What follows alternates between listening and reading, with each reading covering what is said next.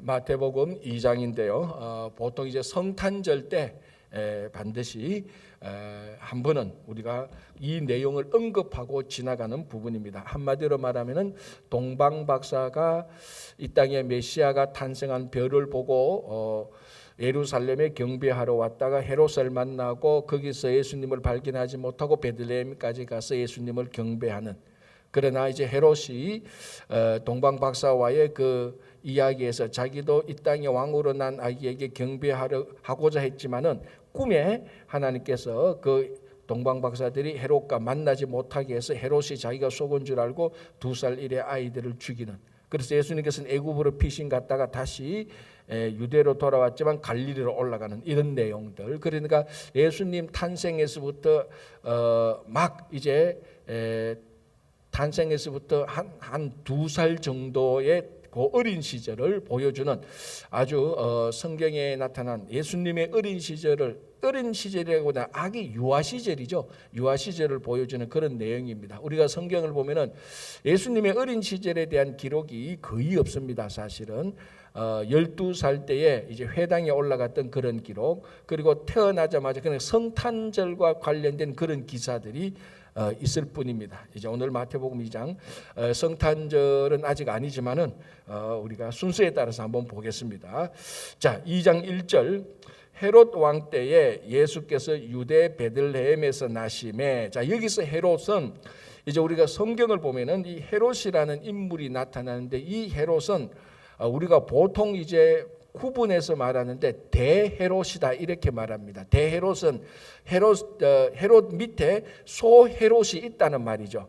대헤롯, 그러니까 소헤롯. 그래서 이 우리가 보통 말하는 헤롯 왕이라고 말을 할 때는 이 헤롯을 말하고, 이제 좀 더 예수님께서 사역하실 때 나타난 헤롯 왕들은 이 대헤롯이라는 왕의 아들들입니다. 사실은. 그러나 간단하게 헤롯 이렇게 말하기 때문에 막 헷갈리는데, 예를 들어서 예수님께서 헤롯을 가리켜서 여우와 같은 자라고 말을 한 적이 있습니다. 사역을 할 때. 이때 말하는 헤롯은 이 헤롯이 아니고 헤롯의 아들 가운데 갈릴리 지역을 다스리고 있었던, 그래서 우리 성경에 나오는 단어로 말하면 분봉왕이죠.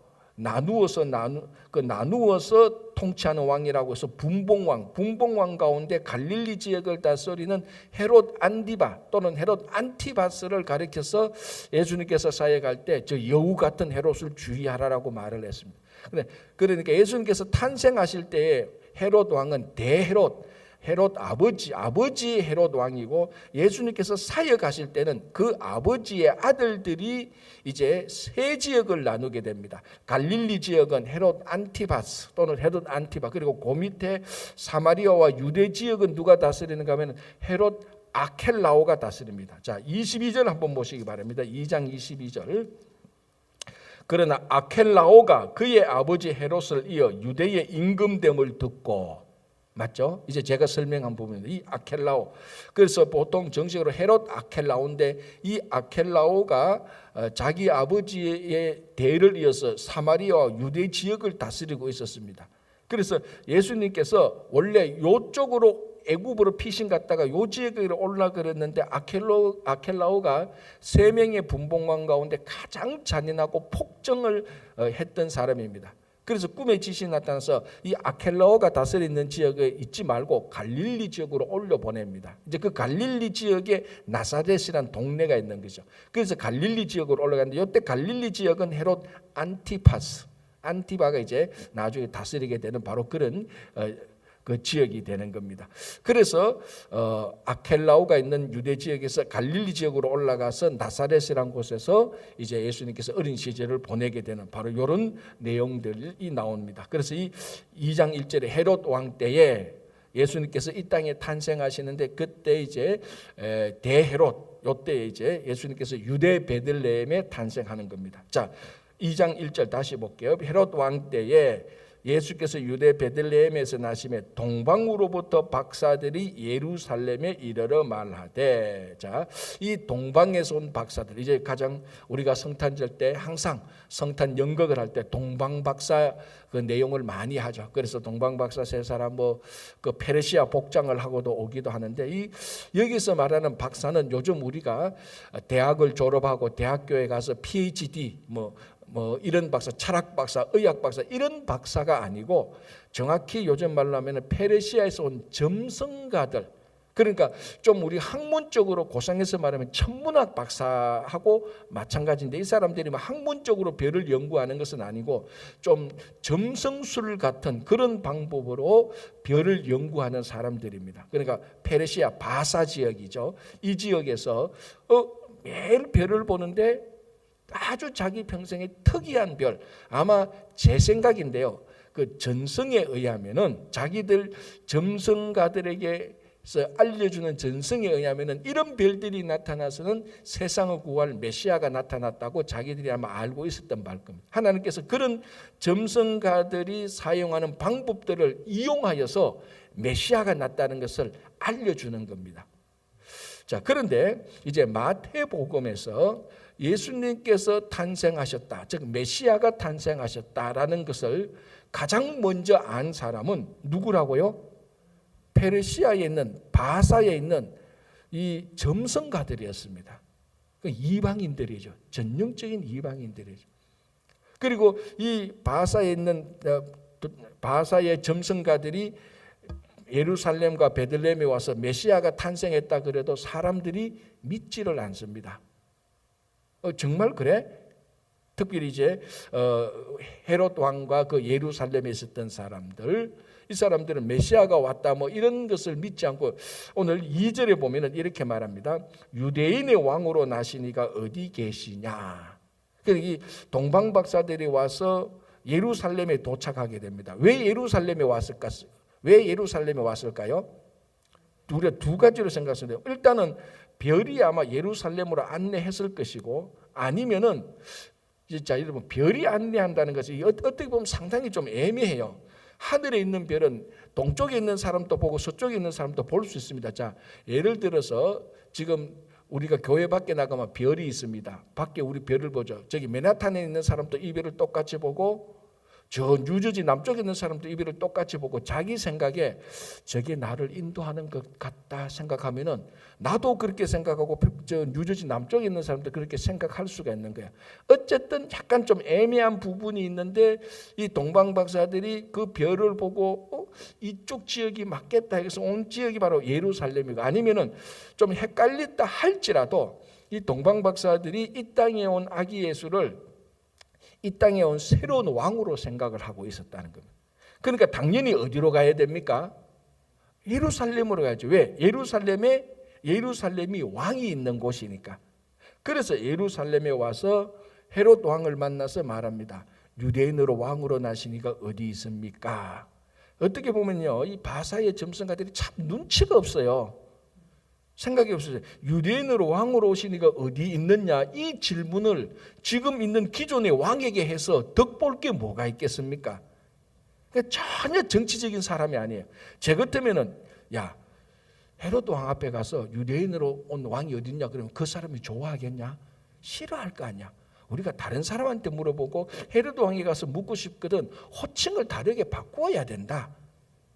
뭔가 모르게 우리가 하늘의 별을 봤는데 이 땅에 헤롯 왕을 도우실 아주 귀인이 낳는 것 같습니다. 이런 식으로 해야 정치적인 발언이죠. 그런데 전혀 정치적인 발언이 아니십니다. 왕 앞에 가가지고 대놔놓고 새로운 왕이 어디 있어요? 이게 그러니까 어떻게 보면은 굉장히 순수한 사람이에요. 그런데 중요한 것은 이 페르시아의 점성가들이 그 별을 보고 이 별이야말로 새로운 왕이다라는 것을 확신했다는 것입니다. 자, 지금 왕 이야기가 나오는데 어저께 우리가 족보를 받고 토요일 날 또 족보를 받습니다. 자, 예수님의 족보가 주는 메시지가, 강력한 메시지가 무엇이었습니까? 예수님이 다윗의 후손으로 왔다. 다윗은 누구냐? 왕이었다는 겁니다. 그러니까 예수님의 족보는 로얄 패밀리, 왕족의 족보였다는 것을 보여주었습니다. 그리고 2장에서도 바사에 있었던 점성가들을 통하여서 이 점성가들이 하늘의 별을 봤는데 이 별을 봤는데 이게 이 땅에 온 왕의 별이었다. 그러니까 순전히 그냥 어떤 헤롯 왕이나 로마의 왕이나 황제나 이런 종류의 왕이 아니고 이 세상을 새롭게 통치할 그런 왕이었다는 거예요. 그래서 유대인의 왕으로 나시니가 어디냐라고 질문을 한 것입니다. 자, 우리가 동방에서부터 그의 별을 보고 경배하러 왔노라. 진짜 새로운 왕이 왔으니까 경배하러 왔노라. 그래 이게 웃기는 게 헤롯 왕한테 왕이시여 우리들의 경배를 받으시옵고 이렇게 해야 이게 일이 풀리는데 이 대놔놓고 헤롯 왕한테는 별 인사도 없이 다짜고짜 들어와가지고 왕이시여 유대인으로 그 유대인의 새로운 왕이 진짜 왔는데 어디 계십니까? 여기 계십니까? 우리가 그 사람을 경배하러 왔습니다. 이렇게 얘기를 하니까 아마 심정도 별로 안 좋았을 겁니다. 헤롯 왕이. 자, 3절. 헤롯 왕과 온 예루살렘이 듣고 소동한 자라. 소동할 수밖에 없죠. 왕이 있는데 진짜 왕이 왔다고 이 소문이 퍼지기 시작하니까 별 소동이 다 생길 것입니다. 그 왕이 진짜 왕이냐 무슨 왕이냐 그럼 헤롯은 왕이냐 아니냐 그 왕이 헤롯의 뒤를 이을 것이냐 헤롯을 바꿀 것이냐 그러면 로마 황제는 어떻게 되느냐 별 소리가 다 났을 것입니다. 그죠? 별 소리가 다 날 것입니다. 그러니까 듣고 소동한지라. 그러니까 진짜 왕이 오면은 가짜들은 온통 소동천지입니다. 진짜 왕이 오면은 가짜 속에 가짜가 하나 오면요 소동도 안 일어나요. 진짜 왕이 오니까 이 가짜들 거짓 왕들 이런 사람들이 다 소동이 일어나는 겁니다. 진짜 하나님의 말씀이 우리 안에 들어오면은 우리 안에 있는 가짜 거짓건들이 다 소동을 일어나야 되는 겁니다. 근데 하나님의 말씀은 진짜 말씀인데 우리 안에 들어와도 한 번도 이 말씀이 우리 안에 들어와서 내 안에 있는 거짓된 것들 지나간 과거의 삶에 잘못된 것들, 누구를 속였던 것들 이런 것들이 막 소동이 일어나야 되는데 그런 소동이 한 번도 없었다? 둘 중에 하나입니다. 자기 안에 거짓된 것이 하나도 없거나 다 웃죠, 그죠? 다 아니라는 사실을 우리가 다 인정하는 본능적으로 인정합니다. 그리고 뭡니까? 진짜 말씀이 아직까지도 우리 심정에 덜 들어왔다는 겁니다. 진짜 말씀이 우리 심령의 한중간에 들어서 살아 움직이면은 우리 삶이 소동이 일어날 수밖에 없습니다. 왜? 우리 안에 거짓된 것과 나쁜 것들, 부정된 것이 너무 많으니까. 아니면 진짜 말씀이 우리 안에 들어왔는데도 거짓된 것이 없어서 소동이 안 일어나거나. 요거는 아니겠죠, 그죠? 그러면 뭡니까? 진짜 말씀이 아직 우리 안에 덜 들어왔다는 것. 자, 소동이 난지라. 자, 그러니까 왕이 이제 그 당시에 석학들이라고 말하는 대제사장, 서기관들, 율법사들 다 모아가지고 야 지금 저 바사에 저 점성가들이 와서 왕이 새로 났다는데 그 어디에서 났겠느냐 이제 물어봅니다. 그러니까 그제서야 5절에 이르되 유대 베들레헴이오니 이는 선지자로 이렇게 기록된 바자 또 유대 땅 베들레헴아 너는 유대 고을 중에서 가장 작지 아니하도다 너에게서 한 다스리는 자가 나와서 내 백성 이스라엘의 목자가 되리라. 자, 이 말을 구약 시대에 어느 선지자가 말했죠? 미가서 5장 2절. 그래서 미가 선지자가 말하는 거죠. 그 말을 그대로 인용하고 결국은 예수님께서 이 땅에 오신 것의 중요한 이유 중에 하나는 구약에서 말한 선지자의 말씀을 이루려고 오신 것입니다. 이 마태복음 2장에 예수님의 어린 시절의 모든 행적 하나하나는 구약에서 선지자들이 했던 말씀을 성취하는 그런 차원에서 이루어졌다라고 얘기를 하고 있습니다. 그러니까 예수님께서 이 땅에 오신 것은 갑자기 하늘에서 툭 떨어진 게 아니고 이미 하나님의 큰 구원 계획 아래 하나님의 온전한 구원 계획 아래에서 예수님께서 이 땅에 오시고 그 구원 계획 아래에서 십자가에 달려 돌아가시고 다시 부활하신 하나님의 구원 역사 속에 구원의 역사의 계획 안에 다 있는 겁니다. 겉으로 보면은 예수님께서 헤롯 왕 때 베들레헴에서 태어나시지만 겉으로 보면은 갈릴리 나사렛에 가서 나사렛에서 어린 시절을 보내지만 겉으로 봐서는 한 30살 때 갈릴리에서 사역을 하는 선지자의 모습이기도 하지만 그것을 전부 다 인도하고 계획하는 것은 이미 구약에서 우리를 구원하시기 위한 하나님의 구원 계획에 의하여서 움직이는 것입니다. 그러니까 이걸 우리 삶에 적용을 한다면은 우리가 미국에 오고 우리가 자녀를 낳고 자녀들이 어떤 직업을 가지고 우리가 또 어떤 직업을 가지고 우리가 친구 교회에 함께 만나서 우리에게 교회가 하나님께서 우리에게 주신 이 직분을 가지고 봉사하는 이 모든 것들이 하나님의 구원 계획의 역사 속에 들어가 있는 것입니다. 그래서 사실은요, 우리가 하는 일은 하나님의 구원 역사 속에 우리가 동참하게 되는 겁니다. 어떻게 보면 하나님께서 그 구원 계획에 우리를 초청시켜 주신 것입니다. 그게 사실은 감사한 거죠. 우주의 창조자가 하시는 일에 우리를 초청시켜 주니 그게 얼마나 감사합니까? 이렇게 초청 안 된 사람을 뭐라고 말하는 줄 압니까? 요걸 가지고 우주의 왕따라고 말을 하는 거예요. 그렇잖아요. 우주의 창조자께서 구원 계획을 하시는데 초청 안 당하면 왕따죠, 그게. 자, 우리 어릴 때 보면요, 뭐 요즘은 어린아이들은 그렇지 않나요? 우리는 다 옛날에서 다 동네에서 놀았지 않습니까? 동네 가면 이제 애들끼리 막 우르르 몰려다니면서 놉니다. 그런데 이제 그 동네도 가면은 리더십을 가진 아이들이 항상 있어요. 이제 그 동네 대장이라고 말하죠. 이제 동네 대장이 놀이를 할 때 한 묘해요. 그게 이미 정치는 그때부터 시작되는 것 같아요. 애들이 놀이를 할 때 딱 보고 자기 마음에 안 드는 애 있으면 야, 너 빠져 이렇게 말한다고요.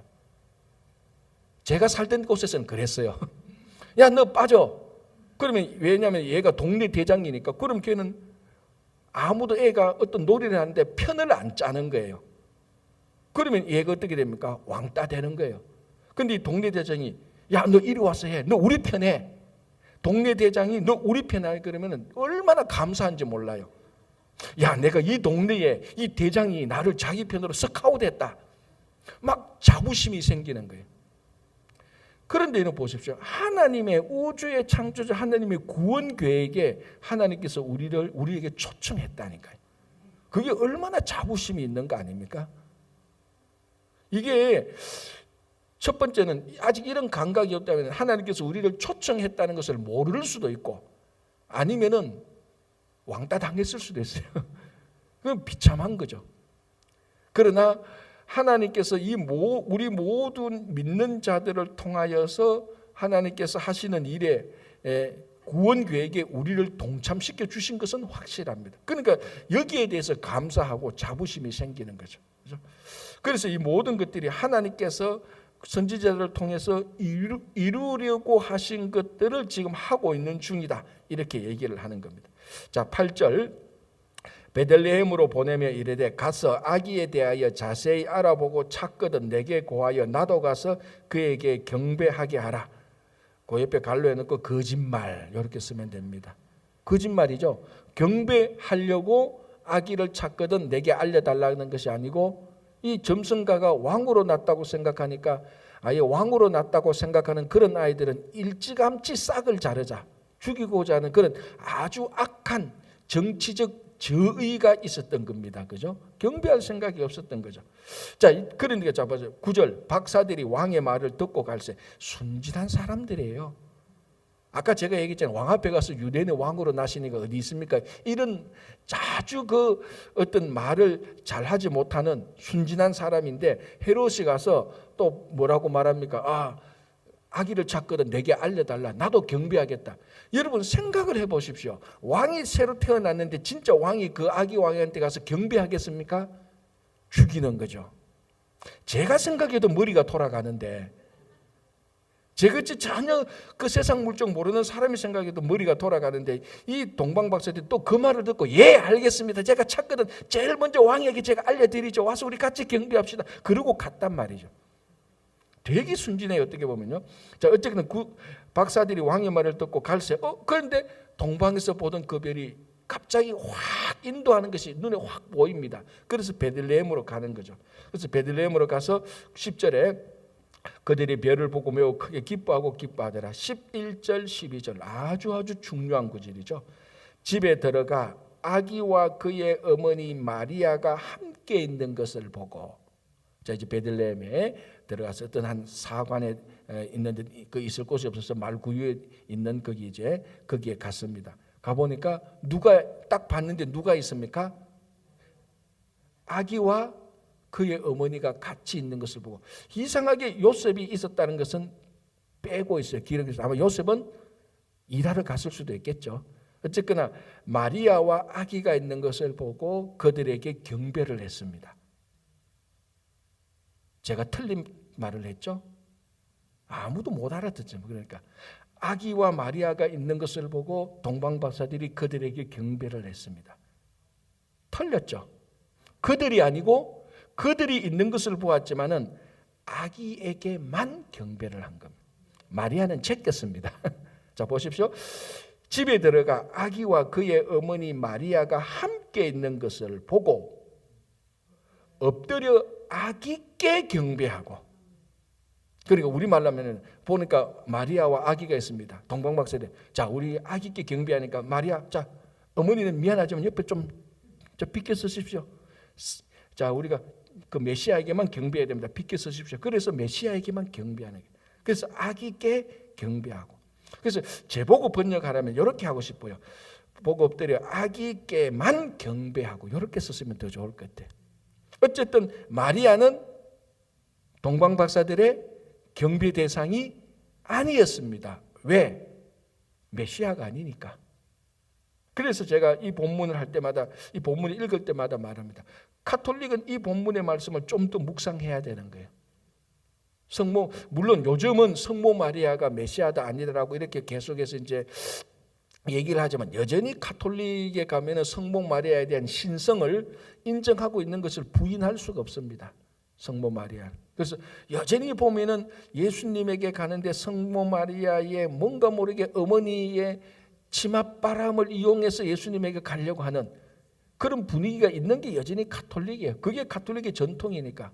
그런데 오늘 이 동방박사들이, 이 순진한 동방박사들이 가장 순진한 경배를 보여줌으로 누가 경배를 받아야 되는가를 확실히 보여줍니다. 그 어머니조차도 제끼고 아기께만 경배를 하는 것. 자, 이걸 또 보면서 우리가 은근히 교회 생활을 하고 은근히 어떤 공동체 생활을 할 때 경배까지는 아니라 할지라도 경배 비스무리한 것을 받는 것을 좋아합니다. 그죠? 경배라고 말하기는 그렇지만 비스무리한 거, 그게 전부 다 우리 안에 있는 신적 교만함이 발견되기 시작하는 것입니다.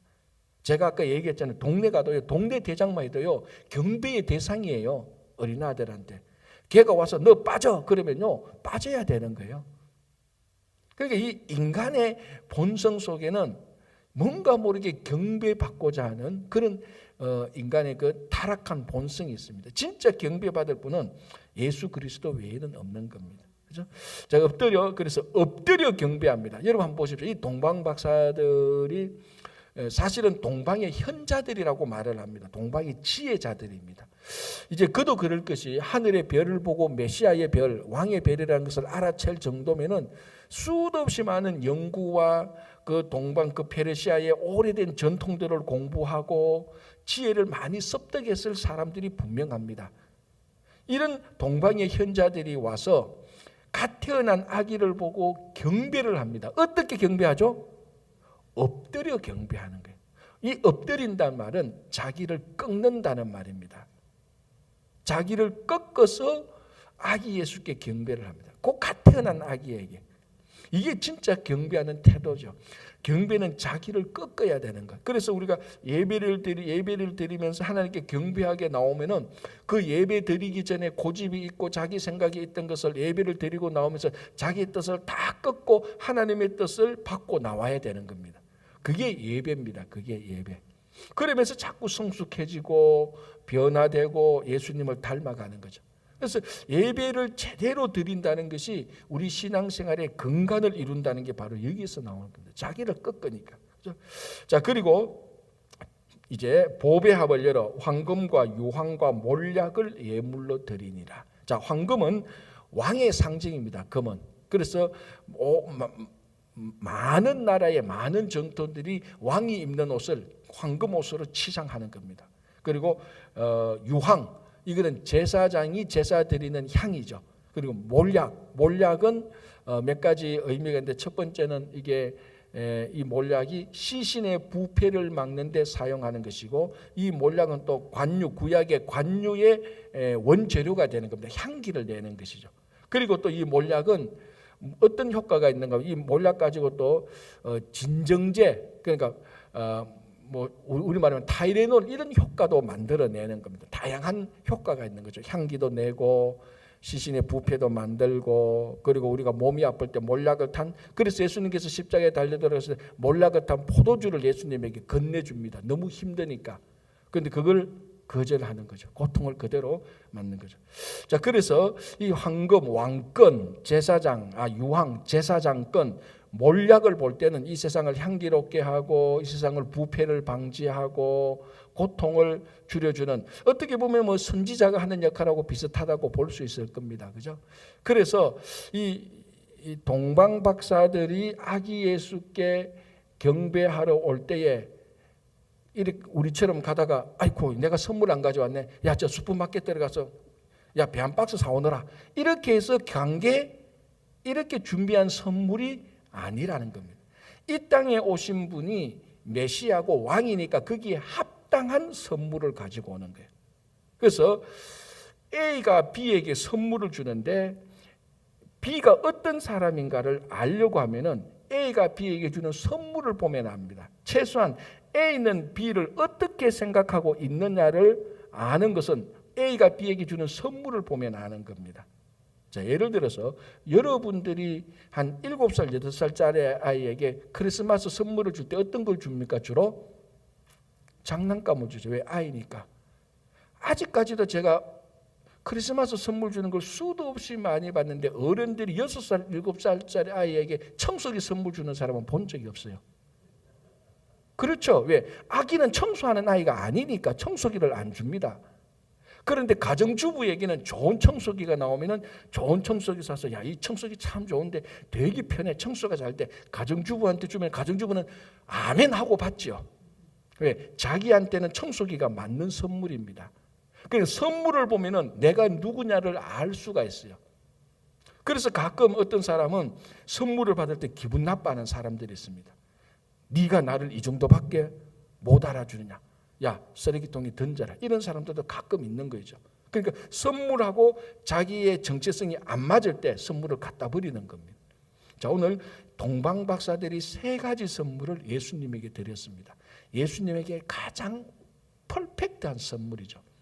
황금, 왕권, 유황, 제사장권, 몰약, 이 세상의 고통을 줄여주고 이 세상의 향기를 퍼뜨리게 하고 이 세상에 썩어가는 것을 막아주는, 하나님의 말씀을 선포해서 타락하고 부패한 이 세상의 말씀을 선포하는 선지자의 역할.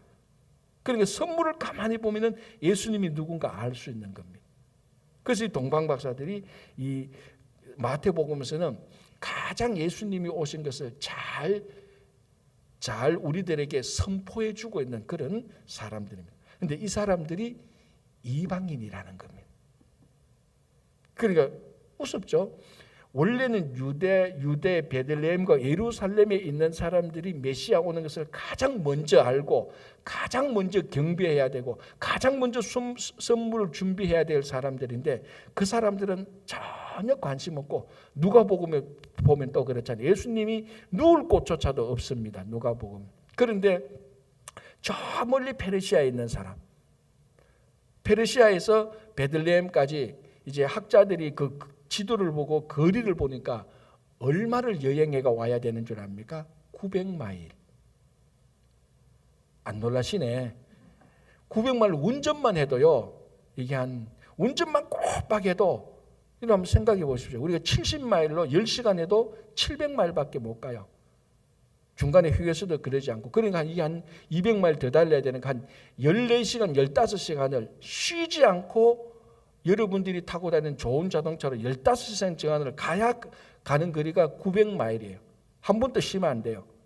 속도 늦추면 안 되고. 이걸 걸어서 왔다니까요. 뭐하러? 예배 한 번 드리려고. 진짜 예수님에게 예배드리고 또 빈손으로 옵니까? 황금도 챙겨야죠. 유황도 챙겨야죠. 몰락도 챙겨야죠. 이것만 챙깁니까? 갈아옷을 입도 챙겨야죠. 자기들이 먹을 음식도 챙겨야죠. 여행길이 보통 힘든 게 아니에요. 보통 힘든 게 아니에요. 그래서 여러분들이 주일날 교회 예배 드리러 오면서 좀 교통이 막히고 비가 좀 와도 이 동방박사들이 온 900마일 여행길을 생각하면요 좀 숙연해지죠. 아유 오늘 비가 오는데 뭐 자꾸 예배 드리러 가지고 불편하고 차에서 내리는데 파킹장인데 비가 오는데 주차 요원은 왜 오늘따라 또 안 나타나는 거야? 근데 나왔는데 보니까 뭐 아직까지 뭐 빗물도 떨어지고 누구 와서 좀 이 옷도 좀 털어주면 좋겠는데 그것도 안 하고 교회가 뭐 이래? 뭐 저희 교회는 그런 사람들 없습니다만 그런 이제 마음이 좀 뭔가 투덜거릴 때가 있죠. 이 동방 박사들을 보시면 900마일을요 그 무거운 짐을 들고 다 들어와서 불평불만 없이 아기 예수께 예배 한번 딱 드리고 가게 되는 거예요. 그래서 옵니다. 이 900마일 동안 얘기했죠. 낮과 밤의 온도차가 얼마나 크며 산적들이 위험이 있고 짐승들의 그 들짐승의 위험이 있고 그런 것들을 다 뿌리치고 900마일을 와서 아기 예수께 경배하고 다시 900마일을 돌아갑니다. 왕복 1800마일. 아마 이 정도 예배 드린 것은 아마 솔로몬을 만나러 온 시바의 여왕도 거리는 이것보다는 멀지 않아요. 동방박사들이 훨씬 더 멀 겁니다. 이렇게 먼 길을 와서 아기 예수께 경배를 합니다. 이게 예배 드리는 태도죠.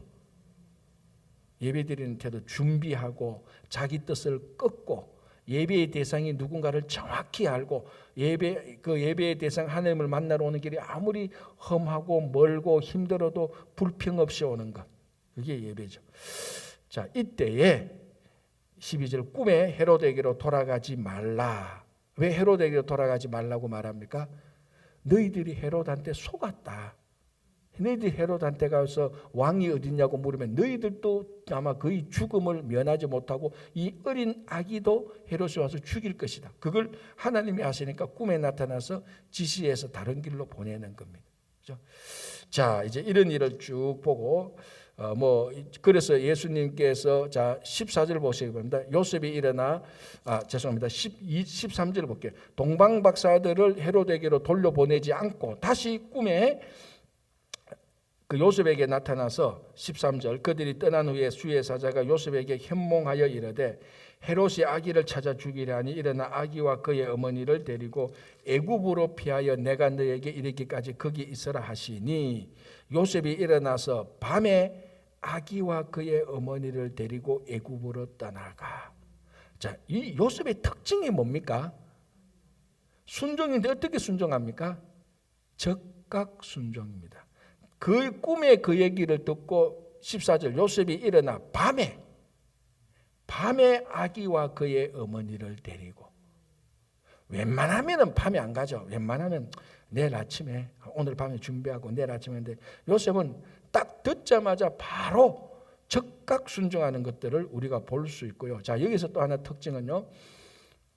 이게 뭔가 하면은 그 당시 하나님께서 우리들에게 주시는 계시의 방법이 꿈이었다는 겁니다. 오늘 보면 꿈을 통해서 굉장히 한 서너 번 나타납니다. 그래서 자 이제 여기서 하나 우리가 좀 생각해요. 그 당시는 이 하나님의 말씀이 없어서 하나님의 온전한 계시를 전해줄 방법이 하나님께서 꿈을 통해서 많이 얘기해 주셨습니다. 그런데 오늘날은 이 꿈보다 이 하나님의 말씀, 기록된 말씀이 훨씬 더 우리 삶에 하나하나 가이드를 해주고 있습니다. 물론 하나님께서 우리 삶에 전적으로 간섭하고 있다는 것을 우리가 믿기 때문에 꿈이나 또는 다른 사람들의 말이나 주변 환경에 하나님의 메시지가 들어있다는 것은 분명합니다. 그것을 부인할 수는 없죠. 그러나 이 요셉과 동방박사가 있었을 때 하나님의 말씀을 듣는 것보다 우리는 더 완벽하게 하나님의 말씀을 듣는 이 기록된 하나님의 말씀인 성경이 있는 것입니다.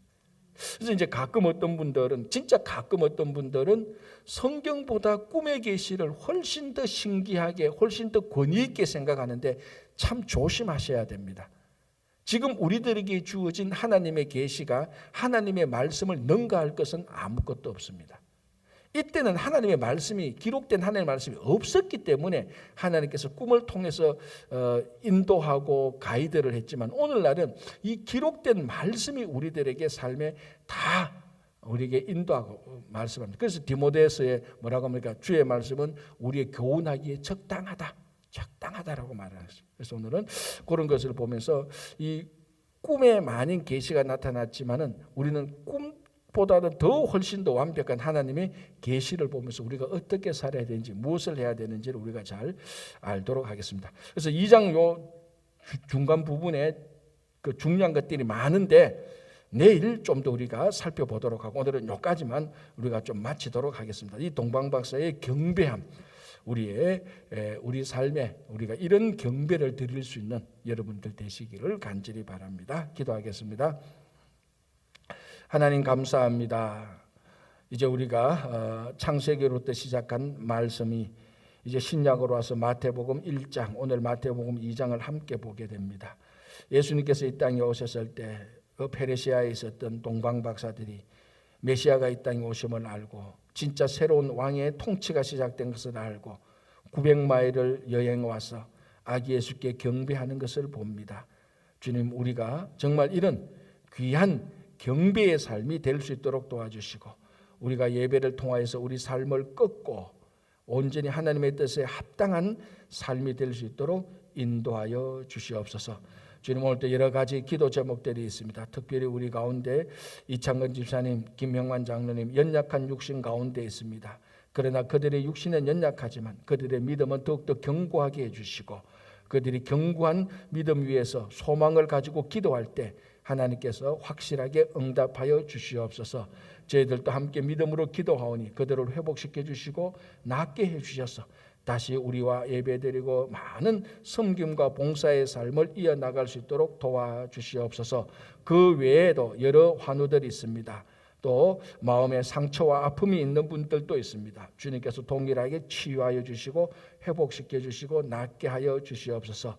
특별히 기도하옵기는 11월 셋째 주일 추수감사주일을 맞이하여서 코로나 팬데믹 1년 6개월 동안에 걸쳐서 우리가 많이 연약해진 신앙, 그리고 아버지 하나님 또 부족한 신앙을 가진 우리 주변의 형제 자매들 친구들이 있습니다.